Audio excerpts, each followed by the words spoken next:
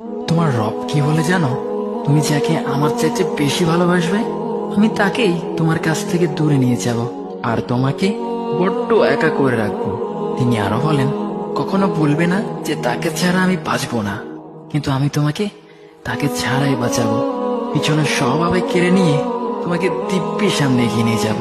তুমি কি দেখো নি, ঋতুরাও যে 2 মাস পর পর বদলাতে থাকে, ছায়া দেয়া গাছের পাতাও তো শুকিয়ে যায়, আর যখন সবর হারিয়ে ফেলে তখন ঝরে পড়ে।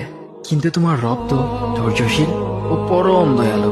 তিনি তো সেই ঝরে যাওয়া পাতার ঢাল থেকেও সবুজ পাতা গজান। তুমি কি দেখছো না তোমার স্রষ্টার এই নিদর্শন?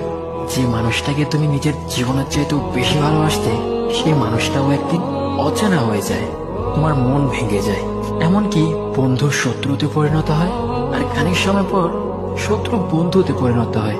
যে মানুষটাকে তুমি নিজের জীবনের অংশ ভাবতে, সে মানুষটাও প্রতারক